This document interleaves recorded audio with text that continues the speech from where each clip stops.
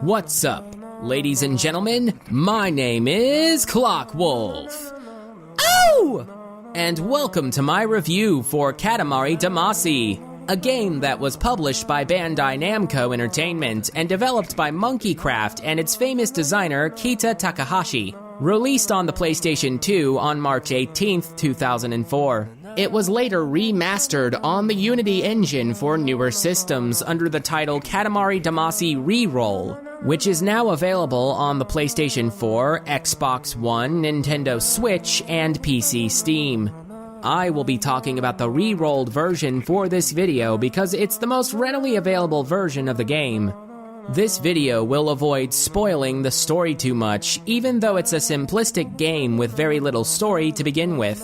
So unless you want to experience this game for the first time, totally blind, you probably won't miss out on much by watching this video. As far as what genre this game is, it's hard to say. You could call it a god game, or an action puzzle game, or both. It's a very unique game, both in terms of its gameplay premise and its sense of style. It's considered a cult classic. It looks and plays totally unique from most other games on the market right now. If you want to play a game that looks and feels like Katamari Damacy, you need to go play Katamari Damacy. If you weren't able to tell from the pastel art style, this game is super cartoony. Everything from the art style, the gameplay premise, the characters, and the story are all wacky and over the top. The game starts when one of our two main characters, the king of all cosmos, accidentally destroys all the stars in the sky. His son, the prince, who the player will be controlling over the course of the game, is tasked with undoing his father's mistake by restoring all the stars in the sky, by going down to Earth and rolling up a whole bunch of random junk into a big ball. In the game, this ball is called a Katamari, which in Japanese means clump. The word Damacy means spirit, so in Japanese, the name of the game can be translated to clump spirit.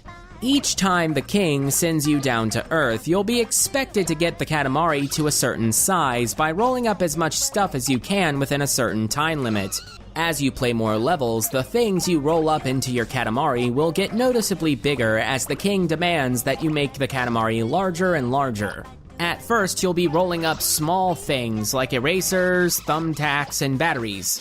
Eventually, you'll be rolling up oranges, then bananas, then cats and dogs, then bicycles, and eventually you'll be big enough to roll up actual people. Then you'll start rolling up cars, trees, and elephants. Then in the later levels, you'll start rolling up whole buildings and houses, with the final level having you roll up skyscrapers and eventually even the actual land masses like mountains. After the timer runs out, the king will bring the prince and the Katamari back up to space. If the Katamari is the minimum required size, the king will turn it into a star. This is the basic formula for the whole game across its 19 levels. At the beginning, the game drops the player into the tutorial stage so they can get used to the controls. The game is a little more heavy-handed with its tutorializing than I would normally like. First, you complete the opening tutorial stage that helps you get used to the controls. Afterwards, the king will send you to the first stage, and for the first time playing through it, there isn't any timer. So technically, there's no way to fail. After finishing the first stage, the game will continue showing more tutorials in the form of these slideshows. The game doesn't truly start until it takes the player to the hub world, but even then the king takes a moment to explain how it works.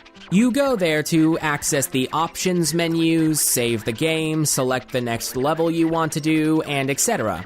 Normally, I'm against games tutorializing its players this much, but the game is so out of the ordinary in some ways that it takes a bit of getting used to. And on future replays, experienced players can rush through it quite fast. So I feel like giving it a pass for dragging out the tutorial to such a degree. Upon playing for the first time, one of the few things that will stand out is the strange control scheme. I imagine a few people who bought Katamari Damacy got to the tutorial, saw how strange and awkward the controls can feel at first, and immediately wanted to stop playing. You need to push both sticks on the controller forward at the same time to roll the Katamari forward. The same principle applies for rolling the Katamari left, right, and backwards. You need to push both thumbsticks in the same direction at the same time. Pushing the right thumbstick forward causes you to turn right, and pushing the left thumbstick forward causes you to turn left. Pressing the R3 and L3 buttons on both thumbsticks at the same time will make you turn 180 degrees around. And moving the sticks up and down at opposite times activates a dash move. You can look around the area in first person by pressing the L1 button, or pressing the R1 button to get a top-down view of the land, which is perhaps the closest thing that Katamari Damacy has to a map menu. This can seem like a cumbersome method of control at first. It's the biggest hurdle to get over for people who play for the first time. If the strange control scheme doesn't discourage you from playing it, then that coupled with the strange physics may do the job. The Katamari itself is a big ball of random junk clumped together that you'll be pushing around. And it really does feel like it sometimes. Some of the prop objects you pick up will be too big at first. Attempting to pick up objects that are too large will result in you crashing your Katamari. If you crash into something, some of the things that are stuck to your Katamari may come flying off, making it smaller. The same will happen if you crash into walls. If you're big enough, crashing into props you can pick up may cause you to just bounce off of them without losing anything. This means your Katamari is almost large enough to pick them up. If a prop is moving, such as a human or a car, and you run into it, it may send you flying off in some random direction, potentially crashing you into other things. An alert will appear at the bottom of the screen, followed by a noise, warning you if you're close to a prop in motion. If you're big enough, striking that same prop may cause it to go flying instead. You can roll over it a second time to pick it up, but once you're large enough, you'll just pick them up automatically. Humans and animals like cats, dogs, and bears will usually run away if you're large enough to pick them up. The game uses things like size, weight, and surface area to determine whether or not an object will stick to the Katamari. So you can pick up things that look like they would be too big to stick to the Katamari. Slender objects that are wider than the Katamari can be picked up, such as pencils or fences. These will alter how the Katamari rolls, pole vaulting it until more objects are picked up. But there will also be times when you can't pick up things that look like they should be small enough to pick up. You can have two objects that look to be about the same size, but you can pick up one and keep rolling while the other just stops you cold. Other than picking up objects, there's also the way the game handles momentum. If you're going up a hill, the Katamari may start rolling back down if it loses too much momentum. Right now, I'm pushing forward on both sticks, trying to get my Katamari to the top of the hill, but I can't move. Instead, I just need to let my Katamari roll back down to the bottom of the hill and try again. The way momentum works in real life is that you need to have as much mass relative to the velocity that's being generated. In other words, rolling the Katamari up this hill should require a good running start. I should need to back up to a length that's equal to or greater than the size of the hill.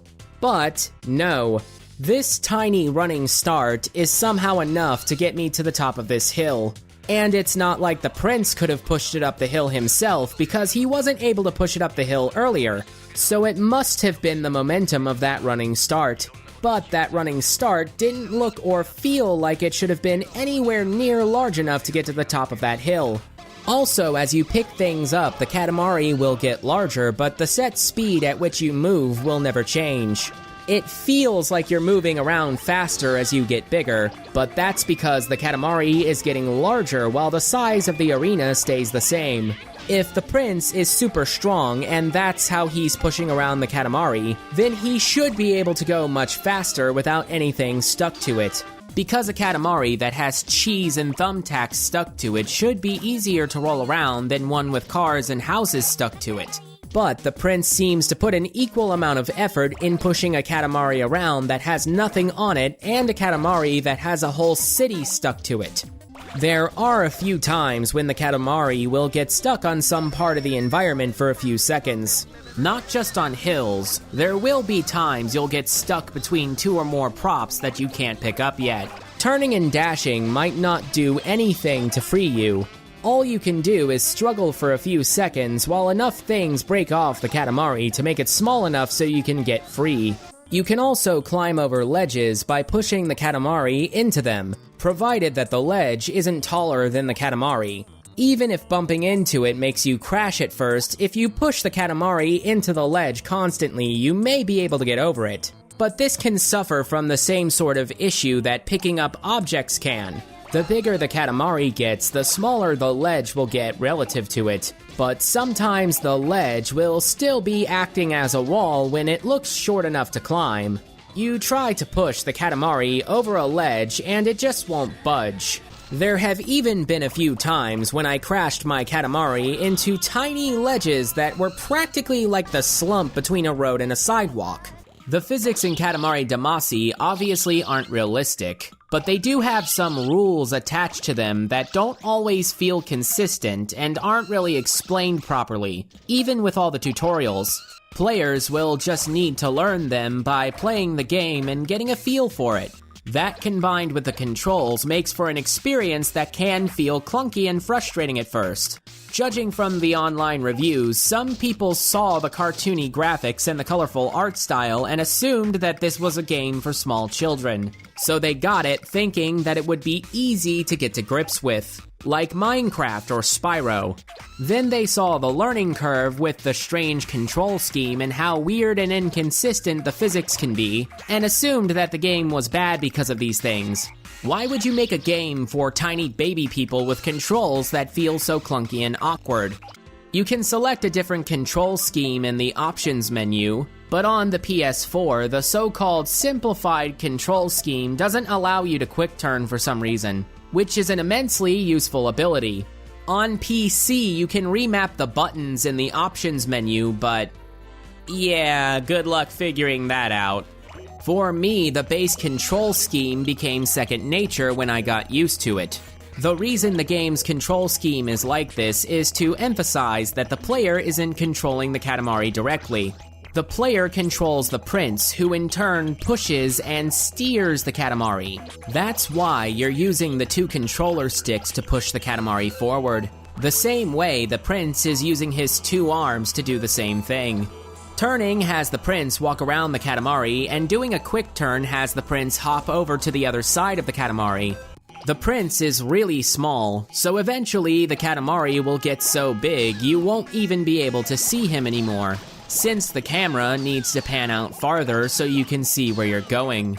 That's why there's a close-up of the prince in the lower right-hand corner. The upper right-hand corner has a timer to show you how much time is left.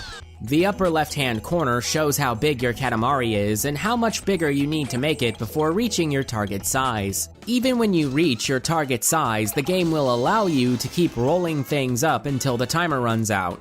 When I first played this, I tried to meticulously pick up every item possible on the map, no matter how large or small. The goal in half the levels is to make the Katamari as big as possible. So, common sense dictates that I should pick up as many things as I can, no matter how large or small. Because each individual thing adds to the Katamari's size, no matter how insignificant. As it turns out, this was the wrong strategy because I was still on a timer. It doesn't matter how many individual things you pick up. If you don't make your Katamari big enough to reach the target goal in time, you will fail the level. Once you get to a certain size, the game will seem to despawn some of the smaller props anyway, since they would eventually be too small to count towards even an additional percent of your total size. After getting used to the controls, the layouts of the maps, and mostly getting used to what items can and can't be picked up relative to the size of the Katamari, I prioritized picking up larger props that were just barely small enough to pick up. If there was nothing like that around me that I could quickly identify, then I would switch over to looking for smaller props that were grouped close together. If I couldn't quickly identify anything like that either, I would move on to a different part of the stage. This turned out to be the correct strategy. Once I employed this strategy, I went from barely being able to finish some of the later missions in time to absolutely steamrolling my way through them, getting my Katamari to sometimes twice the required size before the time runs out. This is the main hook of Katamari Damacy's gameplay. Pick up a bunch of smaller objects until you're big enough to pick up larger objects that were previously obstacles. Doing this feels extremely satisfying. Gaming websites often credit Katamari Damacy as a game that provides a power fantasy without the need for violence. There is some truth to that, but what exactly does that mean? I mean, I get how you can come to that conclusion about the game if you just finished playing it. The last level has you rolling up what seems like an entire country, but the first level has you rolling up ants, thumbtacks, and pieces of cheese. And yet I found the earlier levels to be just as satisfying and fun to replay as the later ones. It's funny that Katamari Damacy is credited as a game that provides a non-violent power fantasy to players, because I get a similar feeling of enjoyment when playing a game that was made famous for its graphic violence. Doom came out back in the 90s, and even though on the surface they seem like they couldn't be more different as games, you can make comparisons to it and Katamari Damacy in terms of how they handle progression and providing a satisfying gameplay experience. They both have a relatively simple gameplay premise that never really deviates from the base formula. In Doom, you're killing demons as you try to make your way to the exit at the end of the level. That's the goal for pretty much the whole game, save for the occasional boss battle, and it didn't need to be anything more than that. The way Doom handles progression is by giving the players a new piece of equipment to make them more powerful. The game will try to test the players' skills by just having them do what they've been doing, but throwing more stuff at them. Sure, later levels introduce new, stronger enemies, but the relatively weaker ones you see in the beginning don't just stop appearing. The game just starts finding new ways to throw them at you, and in greater numbers. All games have progression of some kind, but not all games are power fantasies. In Doom, you don't actually need to kill anything.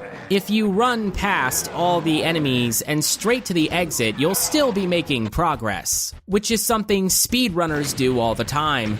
But the act of killing demons feels extremely satisfying. Since Doom was made in response to the Satanic Panic, you're meant to feel as though you're cleansing the map of demons. The power fantasy comes into play as the game escalates the amount and severity of the demons in your way from level to level. Most of the challenge in Doom is map memorization, ammo conservation, dodging projectiles, and learning where all the secrets are. The rest is just being able to handle using the tools at your disposal to kill more and more things faster. Katamari Damacy, more or less, follows the same basic formula. Most of the challenge is map memorization, getting used to how the movement works, and trying not to crash into things. The rest of it is just being able to handle picking up more and more stuff faster. Over the course of the game, it will task the players with doing what they've been doing, but more. In each consecutive level, the maps change and the placement of items changes, but the task at hand never does. All you need to do is make it to the target size before the timer runs out to progress. But cleaning up all the stages by picking up all the things lying around in them feels extremely satisfying. In Doom, the power fantasy comes from using your tools to kill the obstacles in your way as the game keeps throwing more of them at you. But Katamari Damacy isn't a violent game. This is where it forks from Doom's formula. So, where does the power fantasy come into play? The key is that the player can visibly see themselves becoming more powerful as the Katamari gets bigger. I don't expect to blow anyone's mind with this kind of obvious take, but to help drive home the point, try to envision an alternate timeline where a slightly different version of this game was created. One where instead of trying to get the Katamari to a certain size before you run out of time, the goal for all of the levels is to pick up a certain number of objects before you run out of time. But your Katamari never gets any bigger. Instead, when you run over an object, it phases into your Katamari. All the objects on the stage are the exact same size, and if you crash into something, that means you can't pick it up at all. The game would probably still be satisfying to play because you're still cleaning up the junk lying around the level. But at that point, the gameplay of Katamari Damacy would become just another collectathon game like Spyro or Jak and Daxter, except with a timer and a few other gimmicks. It wouldn't be anywhere near as memorable as the version of the game we have in our timeline. The increasing size of the Katamari is where the power fantasy comes in. It's made relative to the increasing ease of which you can pick things up and move around the stage. The main reason why you feel like you're constantly becoming more powerful relative to the world around you is because you just look like you are. The more things you pick up, the bigger you get. And the bigger you get, the more powerful you get. And what's more is that this increase in size and power happens slowly and gradually instead of all at once, which instills in the player that their hard work is paying off. It helps that this increase in size happens over the course of a few minutes on a single level, instead of over the course of a few hours spread across multiple levels, making it even easier to notice. There actually is a limit to how big your Katamari can get. Some stages will have walls around them that will make it impossible for you to progress outside the area. Some of these walls are invisible, and some will just be the geography of the world blocking you in. In 3 of the levels, angels will start to fly around the Katamari if you make it large enough. After beating the whole game at least once, the Eternal mode for those 3 levels will be unlocked. It's only for those 3 levels, but you can roll around in these levels for as long as you want with no time limit, trying to make the biggest Katamari possible.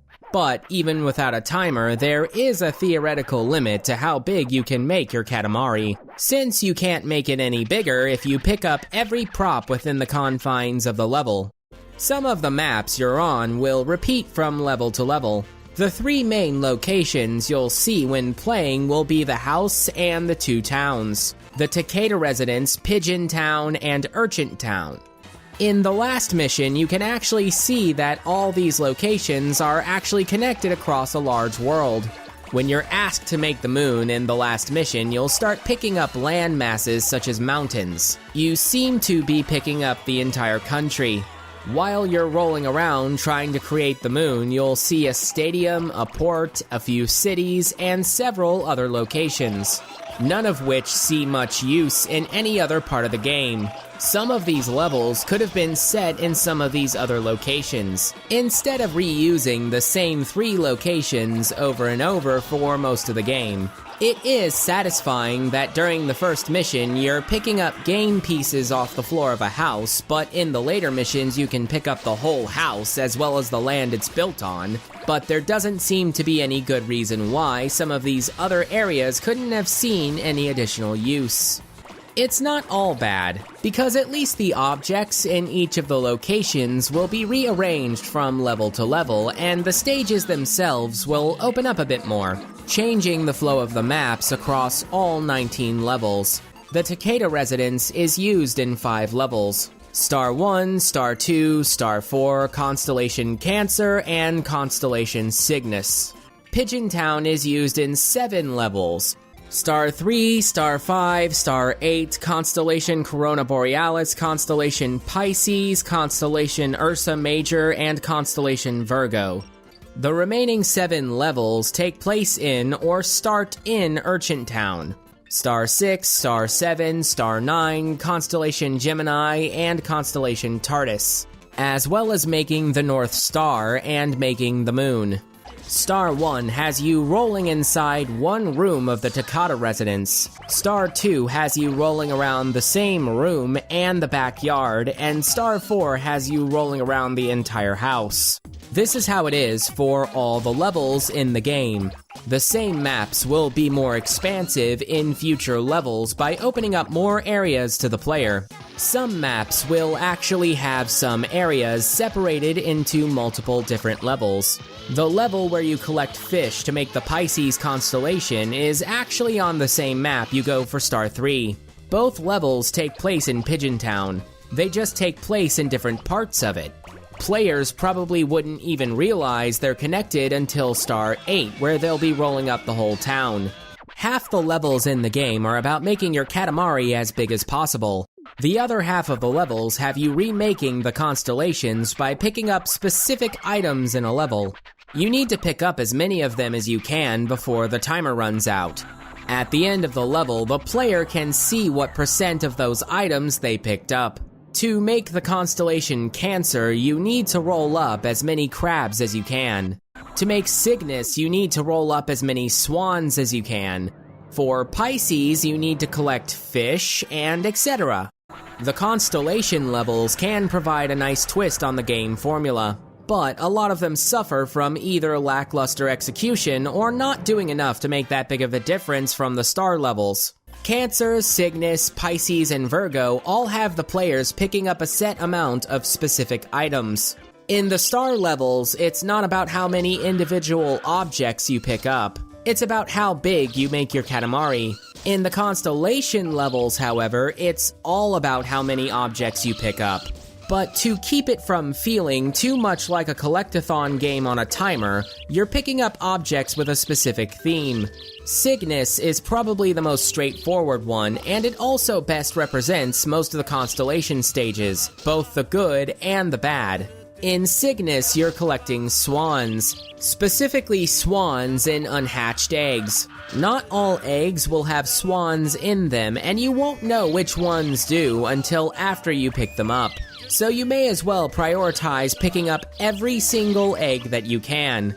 It's the same with Cancer, Pisces, and Virgo, but with those, at least the objects are all different sizes. In Cygnus, all the eggs with swans in them are white eggs that look exactly the same and are the exact same size. In Pisces, the fish you need to pick up are all different sizes. You can't just pick them all up at the start. You need to make your Katamari larger if you want to pick them all up. There's small fish, medium fish, and large fish. There's even fish statues that count towards you picking up fish. That's the thing about the constellation stages. With the exception of Cygnus, you aren't picking up any one specific type of object. You're picking up objects with a specific adjacent theme. It's like that for Cancer and Virgo as well. Various objects of different sizes, but with a unifying theme. Corona Borealis has you picking up crowns. The twist is that these crowns vary in size and shape and will be placed on various objects around the level. But since the objects are different sizes, the crowns are also different sizes. They also vary in color and appearance. Some of the smaller ones especially can be hard to see when your Katamari gets large enough. So most players will probably just forget about the crowns and focus on picking up as many objects as they can before the timer runs out. Gemini has you collecting twins. Not just human twins, but twin objects. If you pick up an object, there will be some text in the lower left corner of the screen that tells you if it has a twin. Usually, when an object has a twin, the game puts them right next to each other, but it's not fun to have to keep an eye on the text popping up on the lower left-hand corner of the screen to make sure you picked up the two objects you need to complete the set. I think how they should have done it was to ask the players to pick up two of every object. Like if you pick up a baseball bat, you need to pick up another baseball bat from somewhere in the map for it to add to your score. It wouldn't have affected the level that much, because just like Corona Borealis, you're better off just trying to pick up as many objects as possible in general before the time runs out. The last constellation level has you trying to make the North Star, but you aren't picking up objects with a specific theme. You need to make your Katamari as close to 10 meters as possible. Normally, the upper left-hand corner shows you how big your Katamari is. But in the North Star level, the game doesn't tell you, the player just needs to guess. It shows you a size overlay on the screen at the start, so you'll have a rough idea how big 10 meters is. It helps a little, but not all that much. Once you feel you're close to 10 meters, call the king to beam you up. This level doesn't have a time limit, so it's possible that a determined player can find the perfect route to take to get the perfect 10-meter Katamari. Even so, this level seems to depend on luck more than any other level in the game. Ursa Major and Taurus are the only levels in the game that I would say are outright bad. For these levels, you need to pick up one specific object. For Ursa Major, you need to roll up one bear, and for Taurus, you need to roll up one cow, or any bear or cow-themed object. This includes teddy bears, milk cartons, small cardboard signs with pictures of bears or cows on them. These levels are extremely frustrating and tedious because they highlight all the problems with Katamari Damacy. Levels that seem to expect the player to try and have precise control over their movement don't work well with a control scheme like this, especially when some of the objects are so small and become hard to see as the camera zooms out.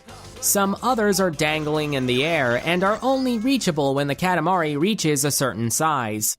It's hard to not accidentally pick up an object that's bear or cow themed without meaning to, and the bigger the Katamari gets, the harder it gets. As soon as you do, the king will pick you up right away and scold you for picking up something so small. This wouldn't be such a bad thing if the game had a quick restart option, but it doesn't. If you mess up and want to restart, you need to wait for the king to bring you back up to space, skip through the king's dialogue where he scolds you for grabbing something so small, make Stardust, skip through the cutscene where he turns the Katamari into Stardust, go back to the hub world, go over to the level selection screen, fly the prince around the rotating earth to find the level, select the level again, skip through the king's dialogue, wait through a short loading screen, and skip through more dialogue.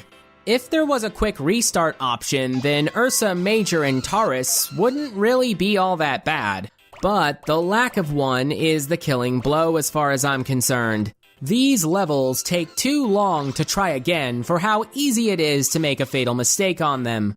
This problem with the hub is also pertinent in relation to the star levels.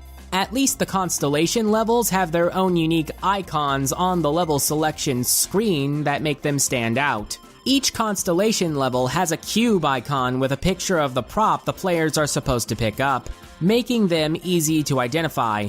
The star levels don't have anything like that. Each completed star level has a green star icon over it that looks exactly the same. You need to hover the prince over the icon and some text will appear on the screen telling you what level it is. After the player completes the game, if they want to replay a specific star level, they need to manually hunt for it by hovering the prince over each mission icon until they find the one they want. They could have had different looking icons for each star level like they do for each constellation level, but just letting players select the levels from a standard menu would have been far easier. The game having a hub that serves as the main menu is cool, but it's a gimmick more than anything. It's not worth sacrificing mechanical convenience for something like that. But Katamari Damacy REROLL is a remake of a game that came out back in 2004, so some of the mechanical clunkiness may have to do with its age. Like how there's no autosaves or checkpointing system. If you want to save your game, you need to go to the house in the hub world to save manually. The record player lets you change your audio levels, and the bird lets you mess with the controls. The collection tree will show you your in-game stats in a surprisingly detailed set of menus. The present will allow you to equip cosmetics on the prince. There's one cosmetic hidden in each of the levels in the form of presents that the king gets for the prince and promptly loses. These cosmetics have no gameplay effects with the exception of the camera, which allows you to take screenshots. It's just something that allows the player to customize their little prince dude with something like a stylish scarf or a cool chef's hat. You can also pick up a cousin hidden in each level. Cousins are unlockable characters that can be used in the game's split-screen local co-op mode, which allows two players to compete with each other to see who can get the biggest Katamari. The large star lets you view all the stars you created, which will have stats to show you how big it is, how many objects you picked up, what props you picked up more than others, and how fast you were able to make it to the target goal. After finishing a level for the first time, the king will turn your Katamari into a star. Completing the level a second time will have the king ask you if you want to turn the Katamari into a star, replacing the previous one, or star dust, which means do you want to destroy it? The king's dialogue will change depending on how well you did. If you fail to make it to the target size in time, the king will berate you for it. If you just barely make it to the target size, then the king will tell you, meh, it's passable. But if you do really well, then the king will tell you how impressed he is with you. If you get to the target goal in any of the star levels in half the time given, the king will even compliment you for how fast you were before turning the Katamari into a shooting star. If you wanted to be a completionist with the game, you would need to pick up all the cousins and gifts in all the levels, pick up one of every prop item on every level at least once, which is a pain, but not as hard as it sounds. Thanks to how detailed and specific the collection menu is, you'll need to beat all the constellation levels with a 100% complete constellation by picking up all the props in each level that fit in with the provided theme. Getting the biggest bear possible on Ursa Major, and getting the biggest cow possible on Taurus.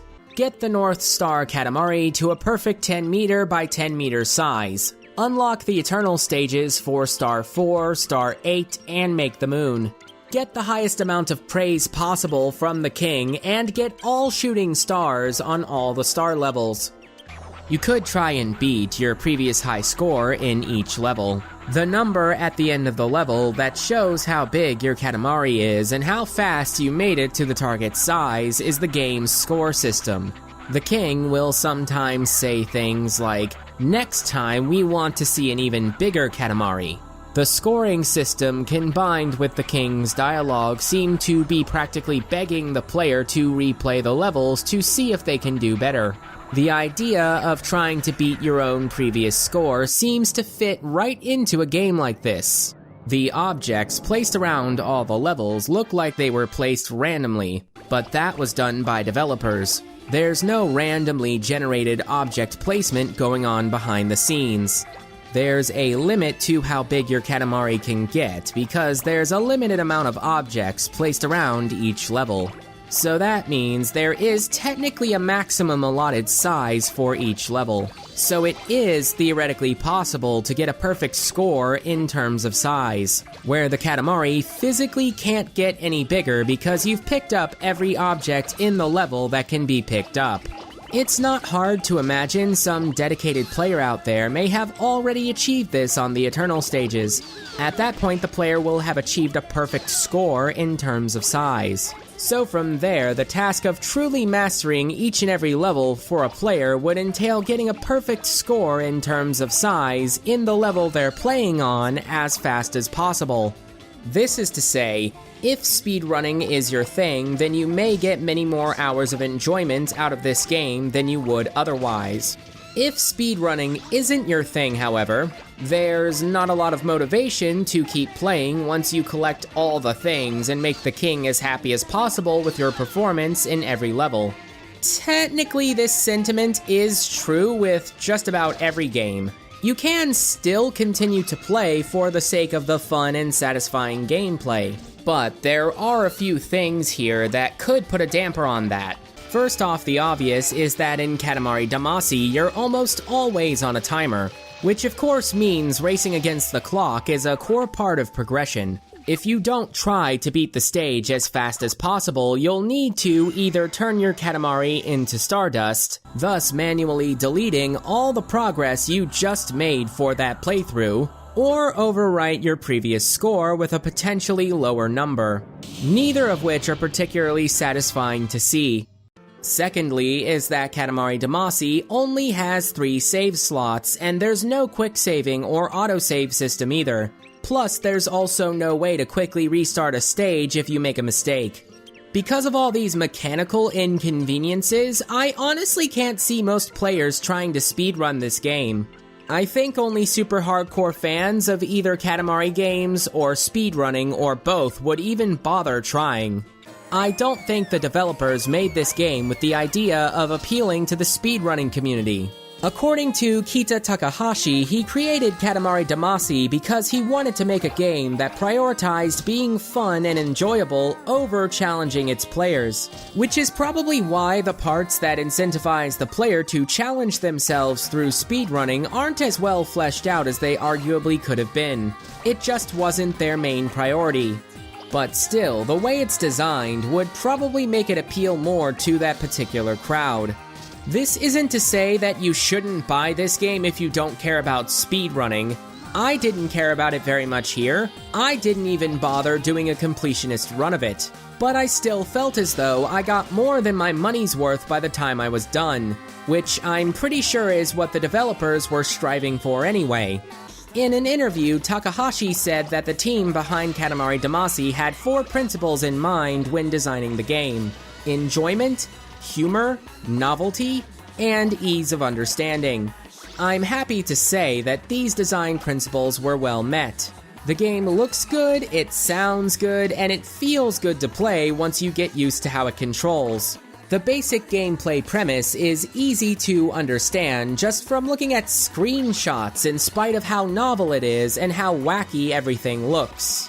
It executes its initial gameplay premise quite well, which is rolling random things up into a giant ball and trying to make it as big as possible before the timer runs out. It feels extremely satisfying, and all of it's done with some bright and colorful graphics that I never got tired of looking at, as well as a soundtrack filled with songs that were so catchy that I was listening to it even when I wasn't playing the game. Not to mention, hearing the cartoony-looking people you roll up in your Katamari scream in terror while this upbeat soundtrack plays in the background is hilarious.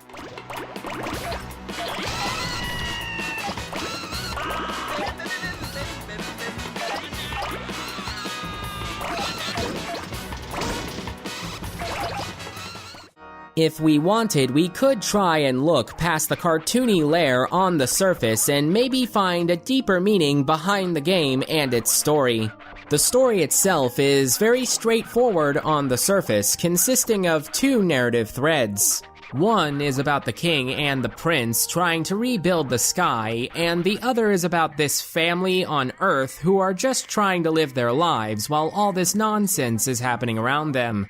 The prince was originally a character that Takahashi-san created for a racing game he was working on that ended up getting cancelled. The prince doesn't speak, instead choosing to keep his head down and just roll that Katamari to please his father. You can see the prince working hard rolling the Katamari in the lower right-hand corner of the screen. He is doing what we are trying to do, which makes him endearing to players in spite of the fact that he has no dialogue whatsoever. That combined with his clean and unique design makes him a very memorable character. The King of All the Cosmos is also a memorable character, but for the opposite reason. His design is so highly detailed and over the top that he sticks out like a sore thumb, even in a game that looks like this. Unlike the prince, he also speaks and takes up the majority of the stage time in the story. The most standout thing about him, other than his appearance, is how much of a jerk he is sometimes. He constantly belittles and berates the prince, and sometimes he doesn't even seem to realize that he's doing it. The king's dialogue changing depending on how well you do has a different feel to it when you consider that this whole thing is his fault to begin with. The king destroys all the stars in the sky, so he tasks his son to clean up the mess he made, while the prince is on Earth pushing the Katamari around and trying to clean up the king's mess. The king himself is off on vacation. At the start of every star level, the king will tell you that he just got back from visiting some exotic location.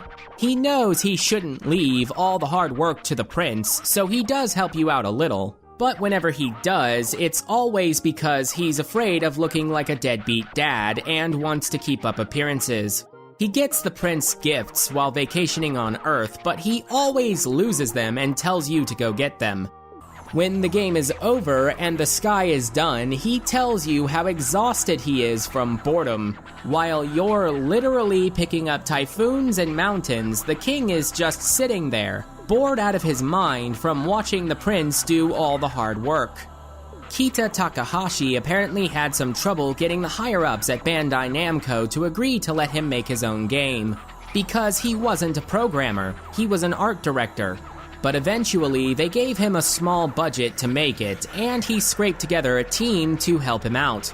So perhaps the king is meant to be a metaphorical stand-in for the higher-ups at Bandai Namco, and the prince is meant to represent Takahashi himself, representing the sometimes tenuous relationship that can go on between a developer and a publisher, being supportive of his endeavors, but in a way that feels somewhat distant and disconnected. Maybe even the gameplay could fit into that sort of analogy.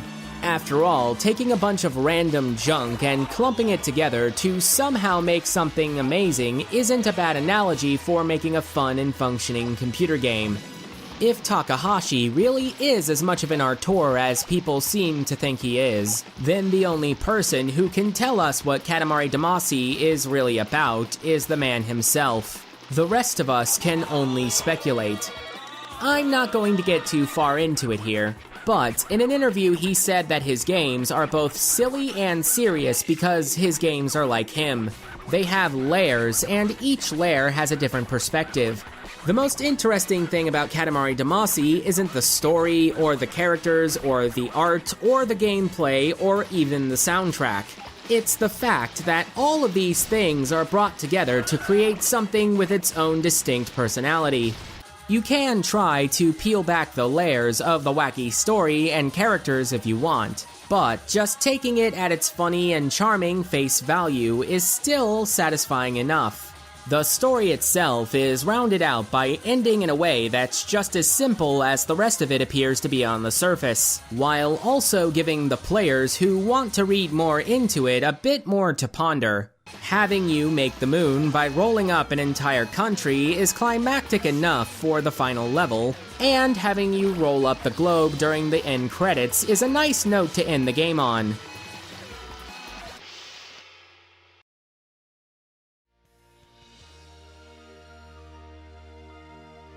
And that's Katamari Damacy, a seemingly simple little game that sometimes feels as though it has more going on under the surface. It has a few issues, the biggest one not being able to quickly restart levels, a problem that pretty much cripples 2 of the Constellation levels, but overall it's a fun and enjoyable experience. Its gameplay is simple, highly satisfying, and easy to understand once you get to grips with the controls. It has a bright and charming art style with memorable character designs and a very catchy soundtrack. Through a combination of these things, we got a game that looks, sounds, and feels totally unique to anything that came before it, eventually developing a fan base who now consider it to be a cult classic, spawning a whole franchise, including a few sequels such as We Love Katamari, Katamari Forever, and Beautiful Katamari. The latest game to be released in the franchise was in 2011, not counting REROLL because that was a remaster. Keita Takahashi eventually left Bandai Namco because he got burnt out from working on the Katamari Damacy series for so long, expressing boredom at the game industry's obsession with sequels. Since Bandai Namco still holds the rights to the Katamari games, Takahashi was the series creator, and he left because he was sick of working on Katamari sequels and spin-offs. I don't think we'll be getting any more new games in this franchise. The best we can hope for is more remasters or re-rolls of some of the other Katamari games. In the meantime, it's nice that so many people have a convenient way to play the game that started it all in a higher resolution.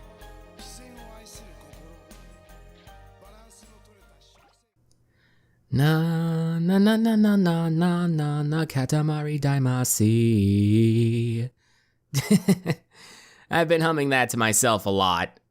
It took me a while, but I finally got around to playing Katamari Damacy.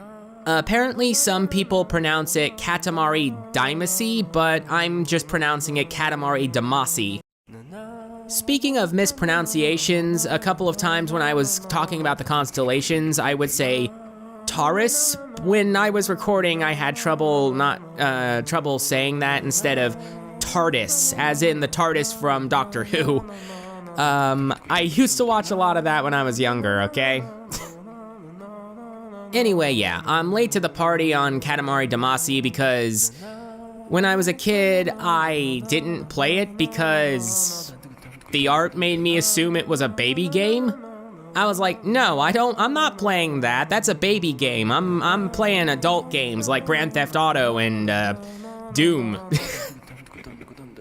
But now that I'm much older and I was able to get over myself, I finally got around to playing it.